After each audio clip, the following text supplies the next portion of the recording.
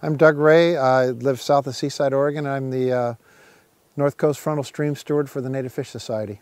Prior to the construction of the railroad behind me, Warren Slough functioned as a somewhat unique estuarine embayment arm off the Columbia Estuary. 5 years ago, the railroad breached and restored that historic tidal influence and connectivity and function to where it's now being used again as it was by all the Columbia Basin salmonids during their outbound migration as smolts to the ocean. It's critically important because it functions in a way that the salmon are drawn into it on flood tides as they're heading downstream in the spring, and then drawn back out again on the ebb tide. And while they're inside Warren Slough, it's a highly productive estuary system that provides a lot of forage and calories for the fish. The reason to protect this estuarine wetland is that there's so little of it left in the entire system. The Columbia River is one of the most intensively diked systems in the United States. We can't give back these passively restored systems when we're spending hundreds of millions of dollars trying to restore habitat for Columbia River salmon. And what makes this important, as you note, is that they're drawn into this without any expenditure of calories because they actually come in on the tide, gain tremendous calories from this very highly productive estuarine wetland system, and then are drawn back out without having to burn any calories to continue on down the river.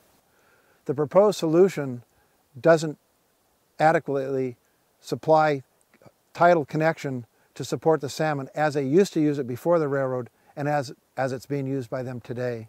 But the preferred solution is a comprehensive approach, maintaining the maximum tidal connectivity possible, repairing the railroad infrastructure as required, and meeting the needs of the landowner through economic compensation and for the county road infrastructure to be repaired and maintained with funding not needed from local taxpayers, ideally using Columbia Basin salmon recovery funds from multiple sources.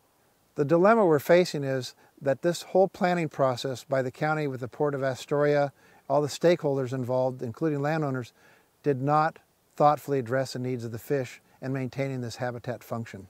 It's probably possible, but under this short timeline and this imperative to repair the railroad, consideration was not given as much as it should have been to maintaining the habitat function for salmon. As this project's been permitted by the Army Corps of Engineers and the county and all the regulatory agencies except for ODF&W, this railroad breach is going to be repaired and be inserted only one 72-inch culvert with a tide gate on it to maintain the flow. What's our concerns with just that one culvert?